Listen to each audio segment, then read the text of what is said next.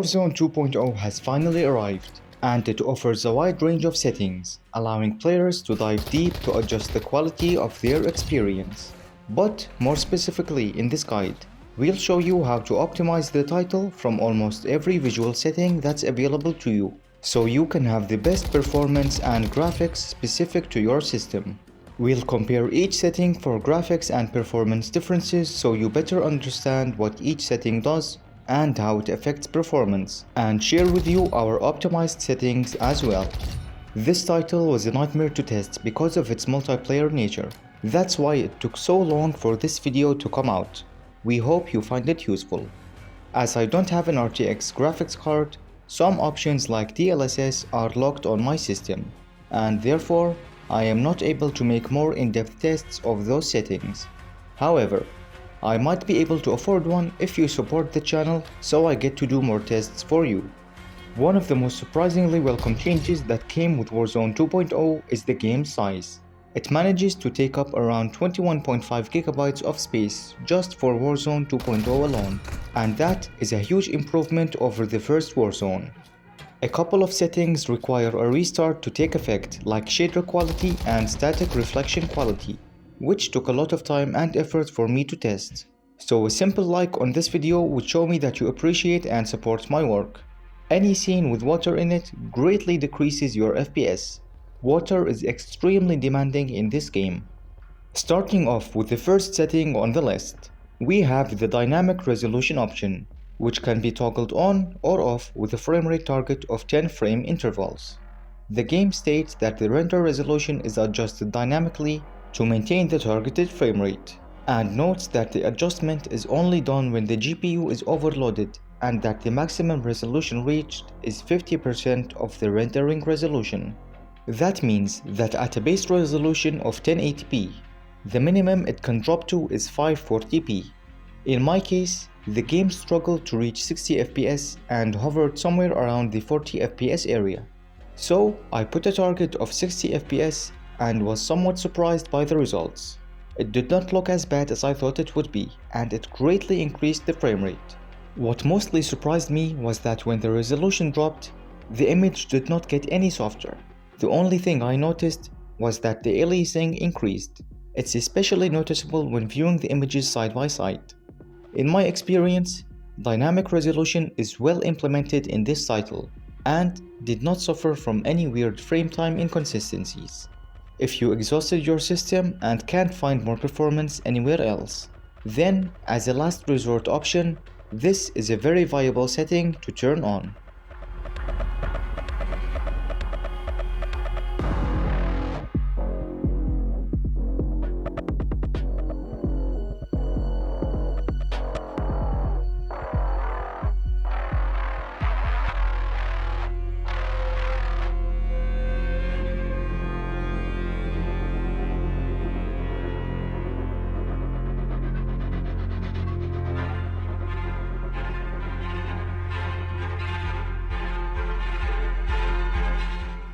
This game supports one of my favorite features recently added to PC games, which is ultra-wide support for non-ultra-wide aspect ratios. You can play at 21:9 or even 32:9 on your 16:9 monitor. It even comes with a performance increase since the game has fewer pixels to render. When I first tried this feature in God of War and Marvel Spider-Man, it was a dream come true, since I was always thinking about this feature in the back of my mind years before it came to fruition. And in those games, once I turned the 21:9 aspect ratio on, I never looked back. As you can see, the differences are incredible in terms of the field of vision and immersiveness the wider you go, on a small 24-inch 16:9 1080p monitor.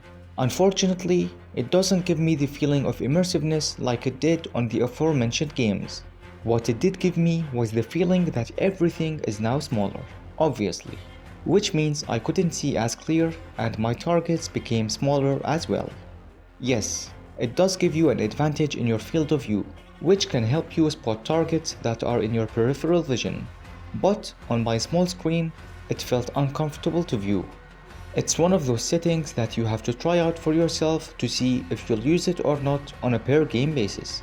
Most likely, for bigger screens, you will want to use this feature.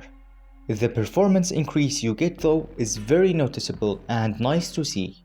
Going from 16:9 to 21:9 increased the frame rate by 11%, and from 21:9 to 32:9 increased the frame rate by 16%, and going from 16:9 all the way to 32:9 increased the frame rate by an astonishing 28%. This can be a great way to increase performance and immersiveness at the same time. The game supports up to 5 different upscaling/sharpening solutions, which are Intel XeSS, NVIDIA Image Scaling, AMD FSR 1.0, Fidelity FX CAS, and DLSS, with the latter being unsupported by my GPU, so forgive me because DLSS isn't included in this comparison. The base native image quality appears to be quite soft. Turning on Intel XeSS Ultra Quality on a non-Intel GPU makes the image look a little worse than native, with some artifacts. Although no artifacts appear in this scene, you can see that the image still looks quite soft and no better than native. Switching to NVIDIA Image Scaling on the Ultra Quality with 50% sharpening immediately makes everything look a lot sharper, but it seems to increase shimmering and aliasing, as well as slightly altering the look of the game in a bad way. Increasing the sharpening to 100% also increases these visual issues. Using the outdated FSR 1.0 on Ultra Quality makes the image look very similar to native, with some drawbacks to image quality in terms of shimmering. Using Fidelity FX CAS at 50% sharpening has no visual issues while greatly increasing the sharpness in comparison to native. Bumping the sharpness to 100% surprisingly doesn't show any visual issues at all, while making the image a lot sharper than native. It's clear that in terms of image quality, Fidelity FX CAS at 50% to 100% sharpening, depending on your preference, looks the best from the available options. Comparing performance, however, things get a little interesting. Intel XeSS, being an upscaler, should increase performance over native. However, in this case, it decreased performance by 32%, making it completely useless. A note that if you have an Intel GPU, it should look and perform better, but for 99% of you, avoid it like the plague. NVIDIA Image Scaling at Ultra Quality, which uses upscaling from a lower resolution, increases performance by 18%. FSR 1.0 at Ultra Quality, which uses upscaling as well, increases performance by 20%. Last but not least, Fidelity FX Contrast Adaptive Sharpening decreases performance by 4%, which is expected from a sharpening filter. Overall, I suggest you go with Fidelity FX CAS for the best image quality. But if you still need more FPS after using the optimized settings, feel free to use FSR 1.0 for that needed boost in FPS. Moving on to anti-aliasing, which is a post-process effect used to reduce perceived jagged edges in the final rendered image. You have two options, SMAA T2X and FILMIC SMAA T2X. The standard SMAA option looks shimmery and doesn't do a good job of reducing jaggies. Just look at the trees here. While the FILMIC SMAA option almost entirely gets rid of the shimmering, albeit with a softer image overall. It's still the preferred option to go with. Looking at the performance impact, it's negligible, so use the FILMIC option here without hesitation. Another important setting for the visual consistency of the image is the Anti-Aliasing Quality. This setting sets the detail level of the anti-aliasing solution from the previous setting and has 4 quality options. All 4 of them seem similar at first glance, but if you look closely, you can see that with each incremental setting, the image looks less and less shimmery, so the Ultra Quality looks best here. Looking at the performance impact, it's very minimal. Going from low to Ultra Quality has a 2% performance impact, so Ultra Quality is a safe choice here.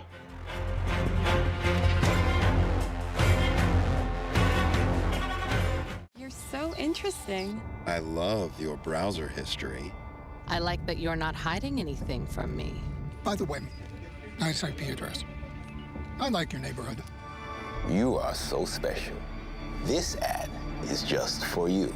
I learned so many things from you. You are so generous. With your personal data. Switch on privacy, switch off trackers and viruses. NordVPN, safely be you. The next setting is the video memory scale. It sets a percentage target amount of VRAM for the game to use. More VRAM helps the game's performance, but may cause hedging if not enough is left for other applications to run. When experiencing hedges, consider closing other unused applications or lowering the settings target.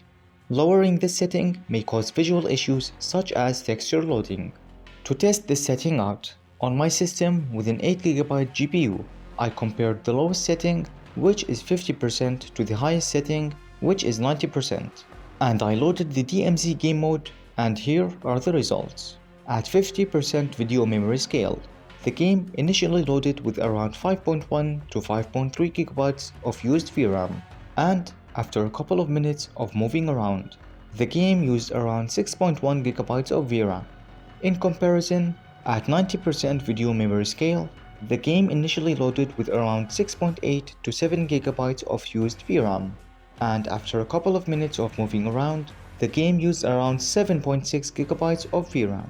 Now, 90% of 8 GB of VRAM is around 7.2 GB, which tells us that the game is slightly overburdened with the VRAM.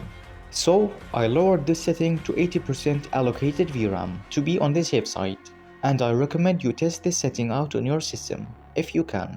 But if you can't, and you have an 8GB GPU and you're playing in 1080p, then definitely lower this setting. I recommend 80% or lower for this scenario.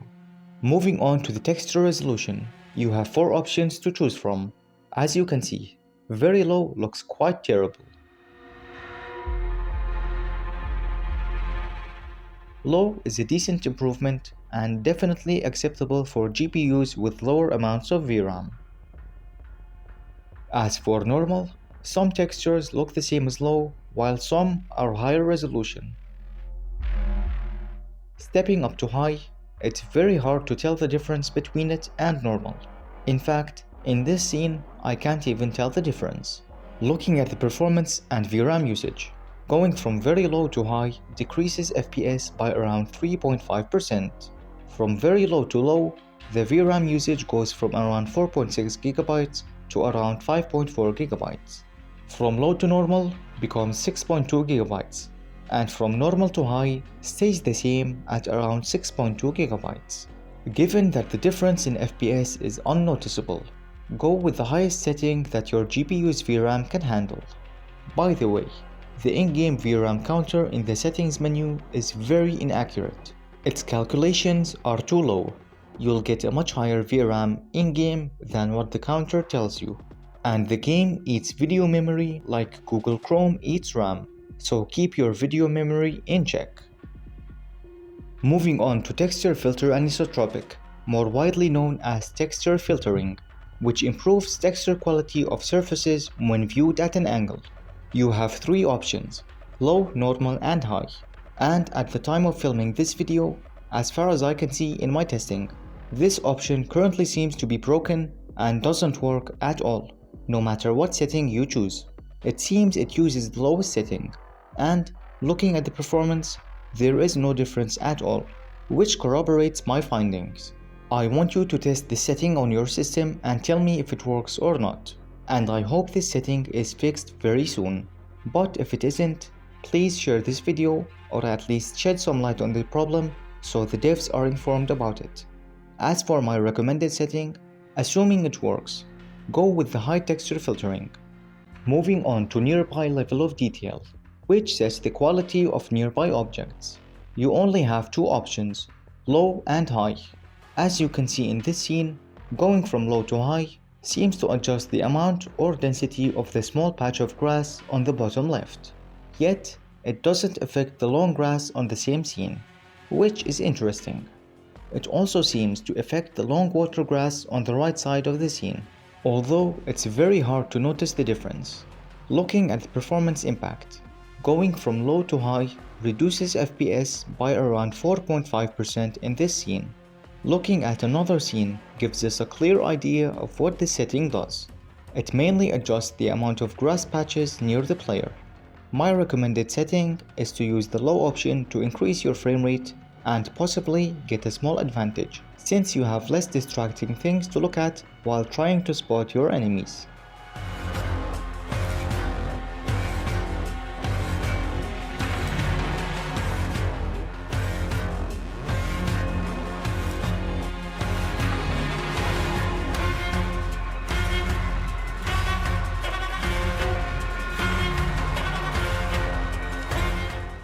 Moving on to a similar setting, distant level of detail, which sets the quality of distant objects. You also have two options only. Looking at the comparison between the two, it's very hard to spot the difference. In this scene, while looking at a very far and wide area of the map, it seems to adjust the distance at which some objects, mainly medium and large rocks, render at. And that's about all the difference that is noticeable in this scene.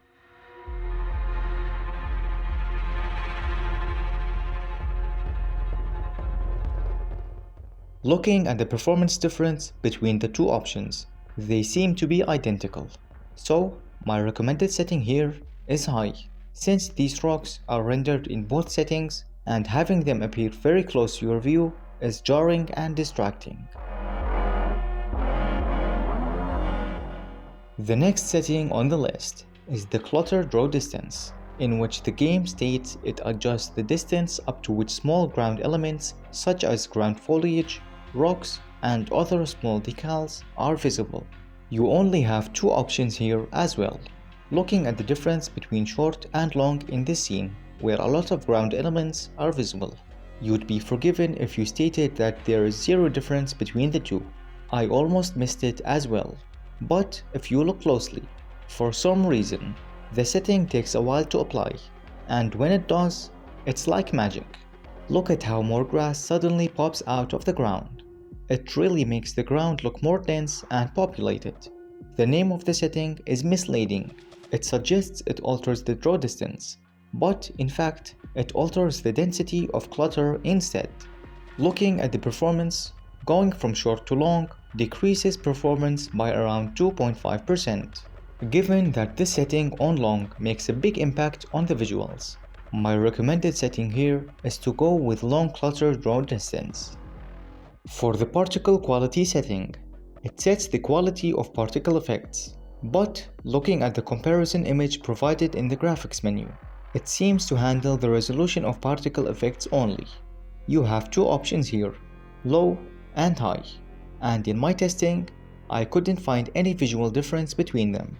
I will let these few clips play out and let you spot the difference between the two. That's if you can spot the difference.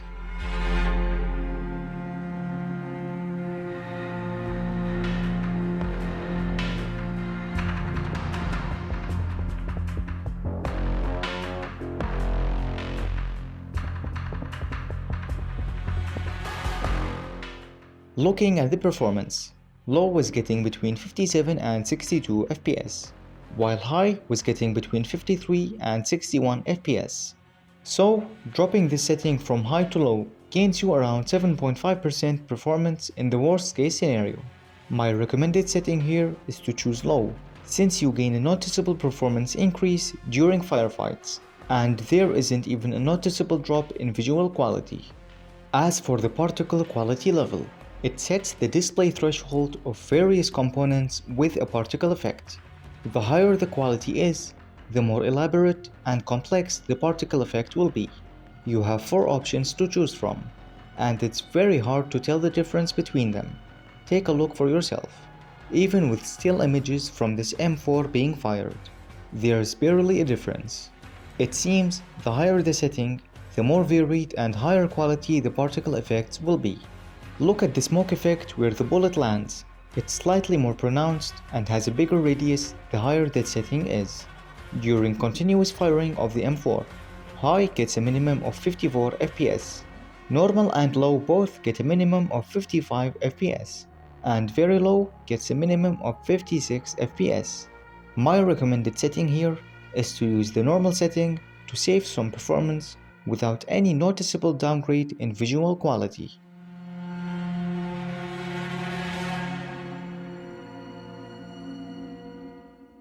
Moving to bullet impact and sprays. This setting is pretty straightforward.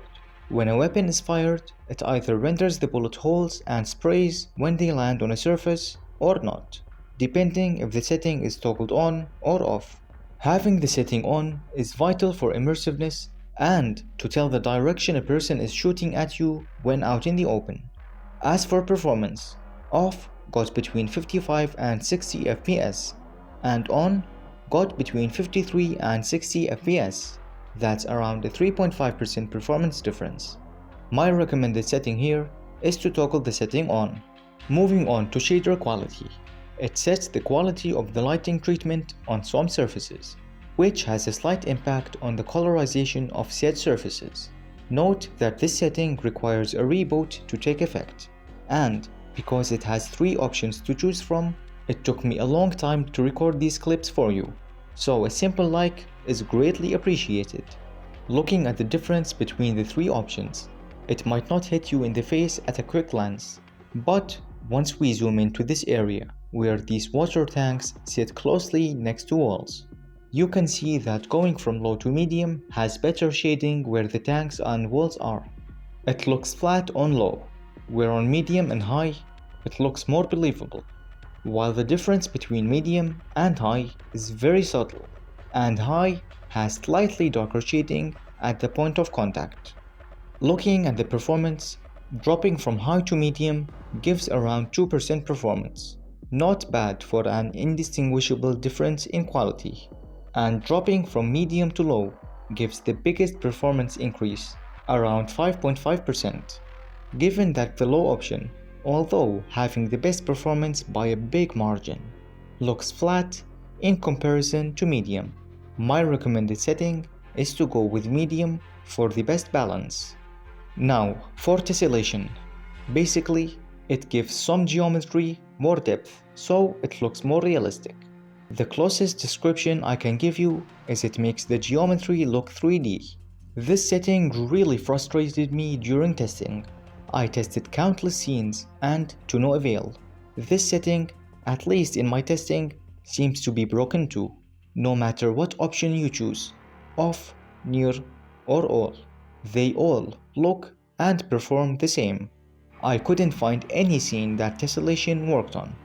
Tell me in the comments what you think. Is it broken, or did I just not find any scene where tessellation worked on? Anyway, assuming this setting works, my recommended setting here is to use the near option. The next setting we have is the terrain memory, which sets the allowed memory size for distant terrain textures. You have 2 options here, min and max. It doesn't make any difference graphically or performance-wise, but it should theoretically change the amount of memory the game allocates for distant terrain. I didn't notice the VRAM change, so assuming the setting handles memory as in RAM and not a GPU's VRAM, keep this setting at max if you have 16GB or more of RAM, and set it to min if you have less than 16GB of RAM to be on the safe side. The on-demand texture streaming setting downloads high-quality textures to your hard disk from your internet as you play the game, providing more color detail on surfaces. Choosing off will disable streaming and the game will show local textures only. Choosing on will download high-quality textures as you play the game. You have to know that enabling this setting allocates 24GB to this feature and requires sufficient available hard disk space. I don't know which genius thought that this would be a good idea for a competitive multiplayer game. It constantly downloads textures as you play, leading to potential problems in latency and ping, while more than doubling the game's size. I enabled the setting without giving it time to download and install the textures. It doesn't make a difference right away, and I didn't want to waste time going further into the setting since my obvious recommended setting here is to turn off texture streaming. Moving on to volumetric quality, which results in more defined lighting, fog, and clouds. You have 3 options here. I chose this scene to compare since you'll be spending most of your time out in the open. If you look closely at this fog here, going from low to medium and medium to high makes no noticeable difference. What is noticeable though is the performance impact. Going from high to medium gives us around 11% more FPS, and from medium to low 4% more FPS. That's a total of 16% more performance when going from high to low. And as you can guess, my recommended setting here is to use the low option. Moving on to the Deferred Physics Quality, which adjusts the physics quality of water. You have 3 options here: off, low, and high. At first, I thought it controlled the animation and flow simulation of water, and maybe even the way it interacted when the water hit land. But no, that's definitely not the case. Then I thought it would affect the physics of floating objects on water, like boats and such. And after testing, that's not what it controlled either. What it does control, however, is the way the objects and players interact with water. In this scene, I move my character around in the water and the offsetting feels off, pun intended. It doesn't have any reaction, so it lacks believability, while setting this to low and high turns this feature on and greatly improves the way water behaves. It just feels right. Comparing the performance of the setting in different scenes, going from high to low gives around a 2.5% performance increase, and from low to off gives around a 2.5% increase as well. My recommended setting here is to use the low option.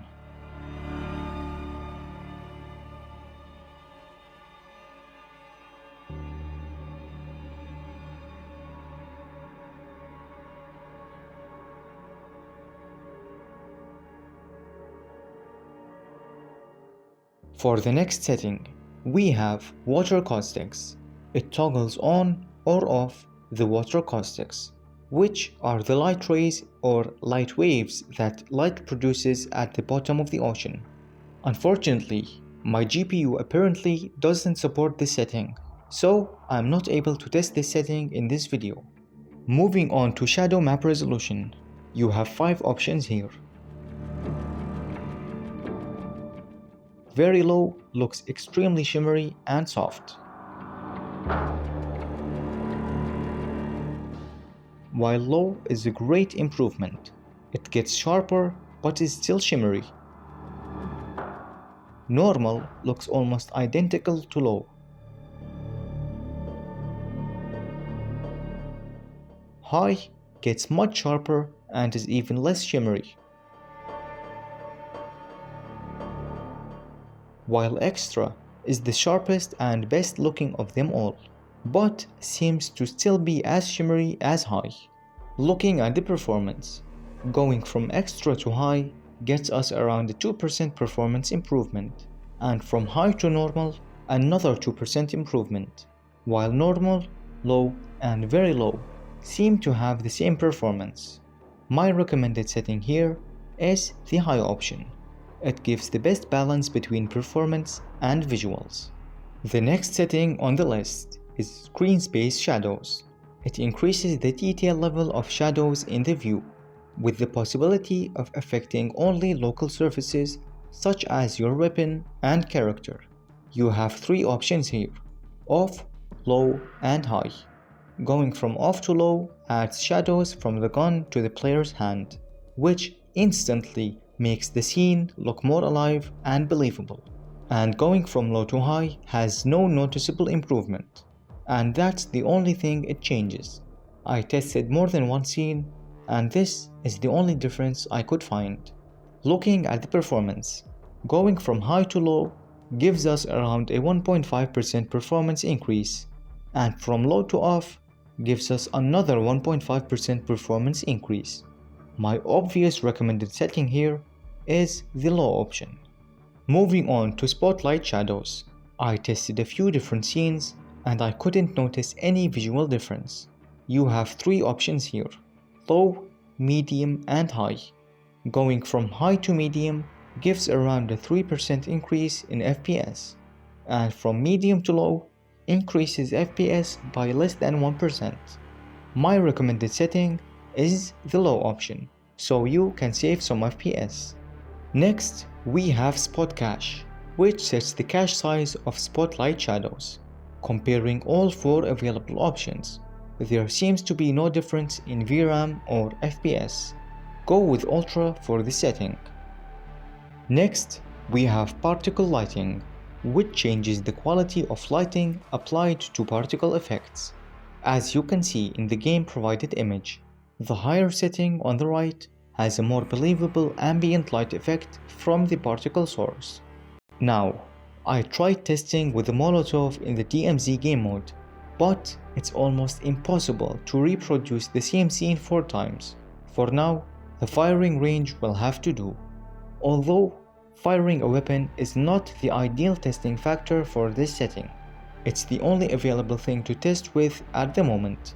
There seems to be a negligible performance difference between the 4 options, with a tiny improvement when dropping the setting to high and below. So, my recommended setting here is high. Moving on to Ambient Occlusion, which adds soft shadows intersecting with each other to create depth. You have 4 options: off, static objects, dynamic objects, and both. In this scene, going from off to static objects adds shading to the grass in the distance, to the pile of rocks on the left, and the bush on the right, while the dynamic objects option completely removes those improvements and doesn't have any effect in this scene, justifiably, since there are no dynamic objects or players, while turning on both options obviously does what it suggests. The performance of off and dynamic objects in this scene are the same, and static and both also have the same performance impact of around 6%, which is one of the bigger performance impacting settings in this game. Given how much of an impact on the visuals this setting has, my recommendation is to use the both setting. You can instead restore some FPS with the GTAO Quality setting, the ground truth ambient occlusion, which sets the quality of ambient occlusion on static objects. You have 4 options here. Going from low to normal looks identical to my eyes, and going from normal to high makes the shading look more intense, while going from high to ultra quality looks identical as well. Looking at the performance, going from ultra quality to high nets around the 2% FPS increase. From high to normal nets around the 2% more FPS increase, and from normal to low nets around another 1% increase in FPS. Considering that high looks identical to ultra quality and gives better performance, it's my recommended setting. For screen space reflections, you have 3 options: off, normal, and high.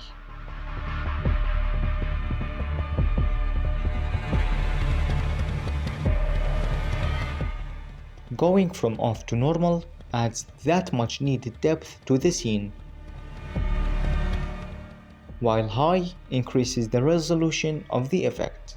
In both normal and high, the reflections appear to have some sort of noise, which is unfortunate, but mostly unnoticeable during gameplay. Looking at the performance, going from high to normal gives us around 2% more FPS, and from normal to off appears to have the same performance. My recommended setting here is the normal option. Next up, we have the static reflection quality. There are 2 options here: low and high. In this scene, where it's mostly using screen space reflections, going from low to high boosts the reflection quality significantly. Even the colors are more pronounced. It even reveals some details that were not visible on the low setting in this spot. What's even crazier is that there seems to be no performance impact as well. So, stick this setting on high and let your eyes have fun looking at the reflections.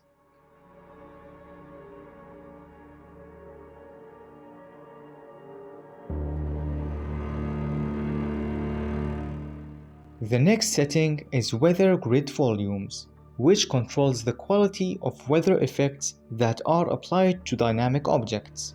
There are 5 options to choose from, and you can even turn it off completely. Looking at this comparison, I couldn't find any difference between all the options. Maybe you can.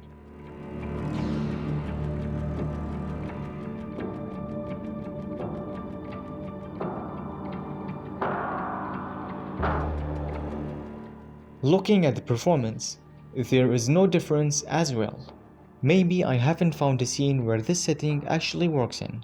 Anyway, my recommended setting here is Ultra. Moving on to the post-processing effects. First, we have Depth of Field, which simulates an out-of-focus camera lens. It's mostly, if not only, used while aiming in this game. You can only toggle the setting on or off. There are no quality options here. Turning this feature on will blur your weapon while aiming, thus providing a more believable and immersive experience. I did not find this setting to blur anything in the distance like in most other games. Looking at the performance impact, turning the setting on will reduce FPS while aiming by about 2%. As the setting has such a low impact on FPS and adds a nice visual effect, my recommended setting here is to turn it on. Next, we have World Motion Blur, which adds blur when moving your camera. I'm kind of disappointed with this setting because it's just toggleable and we don't have the option to adjust the quality of the effect. The effect itself looks grainy in motion and would have benefited from higher quality options. As you can see here in slow motion, the graininess and noise are easily visible. As for the performance impact, it doesn't seem to affect the performance at all. My recommended setting here is your personal preference, as it doesn't affect performance. A similar setting is the Weapon Motion Blur, which adds per object motion blur to your weapon when moving, aiming, and firing. It's a really cool effect that doesn't distract or cause issues like World Motion Blur does sometimes. As you can see in this comparison, we have the same scene where the player is doing a few things that highlight the effect. Just focus on the weapon to see how it looks.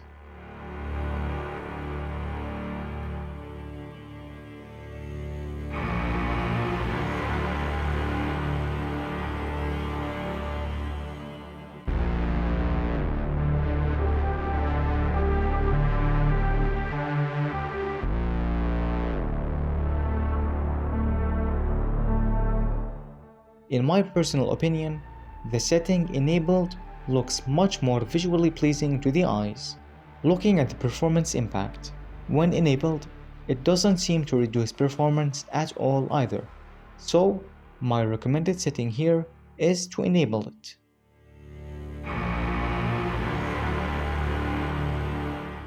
For the final post-processing effect, we have Film Grain, which intentionally adds noise to the picture.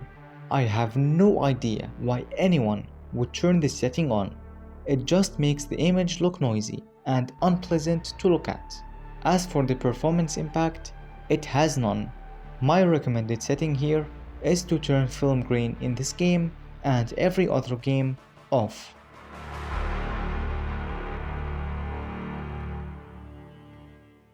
As for field of view, this is an interesting one.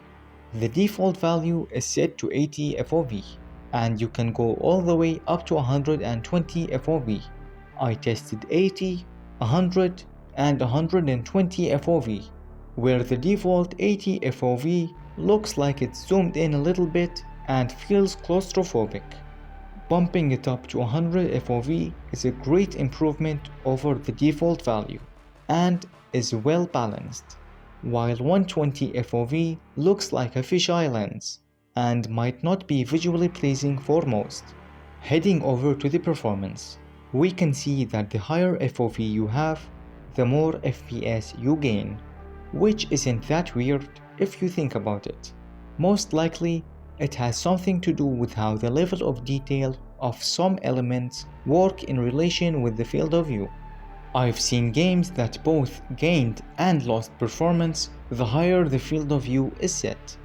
Going from 80 to 100 FOV gained us around 4% more FPS, while going from 100 to 120 FOV got us around 1% more FPS.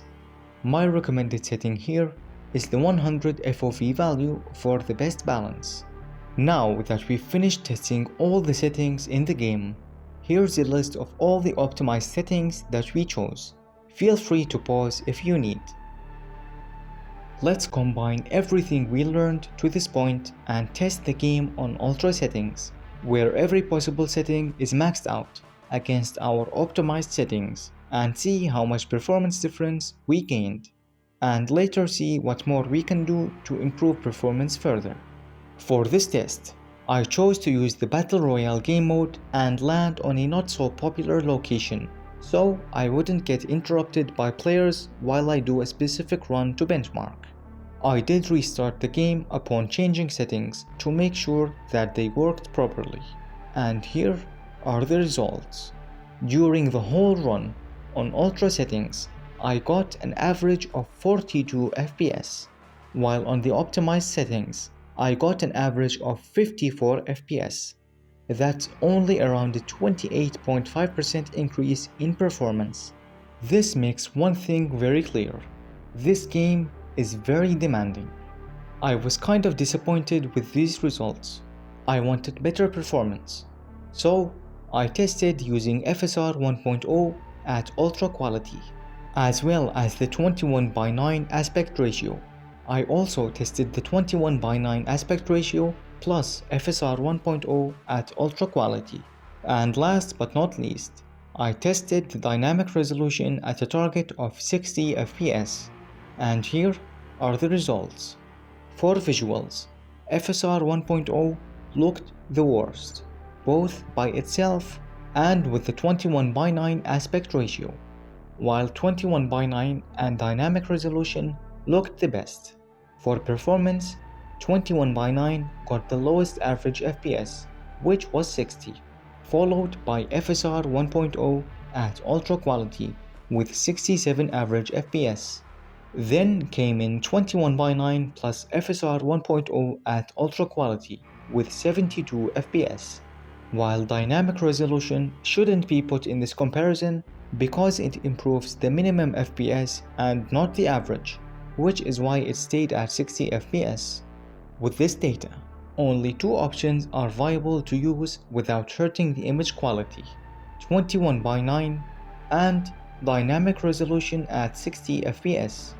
Comparing both runs, I wanted to find out which option has better minimum FPS in the worst case scenario. Which is more important than average FPS? It's when we reach the water here that we got the lowest FPS. 21:9 got a minimum of 49 FPS, while dynamic resolution got a minimum of 53 FPS. Now it's clear that the winner after elimination is dynamic resolution. It really surprised me that dynamic resolution has almost no noticeable visual downgrade when compared to native while playing. And I repeat, while playing, as in focusing on the game and not comparing them side by side. How the developers implemented it this well, I have no idea. But if you want more FPS, then dynamic resolution is the best option that I recommend you use to hit your desired frame rate. For the last test in this analysis video, here is a comparison between a hard drive and a SATA solid state drive, starting with the loading times from launching the game from Steam. The game took 44 seconds to launch on the SSD and 1 minute and 3 seconds to launch on the HDD. That's a 30% difference in speed. And here's the difference when launching a Battle Royale. The SSD took 37 seconds to load the match, while the HDD took 42 seconds. That's not a big difference, but what is a noticeable difference here is that when the player lands on the map, the HDD still hasn't finished loading the map. So, most of the time, you will get unfinished textures and models, while the SSD doesn't suffer from this issue. This happens in both the warm-up and when the match starts. Given that Warzone 2.0 doesn't take up much space, I recommend that you install it on your SSD if you have one. If you've made it this long into the video, then it would be safe to assume that you enjoyed this channel's content. I aim to create graphics and performance analysis videos for the newest games. I'm currently working on a Spider-Man Miles Morales analysis video, so subscribe if you don't want to miss it when it releases. If you'd like to see more videos and want to support the channel, you can do so by first smashing that like button and subscribing. If you'd like to go even further, I have an affiliate link in the description for NordVPN, one of the best, if not the best VPN on the market. Or you can support the channel directly either on a monthly basis or a one-time donation by clicking the link in the description or going to buymeacoffee.com/psychopath.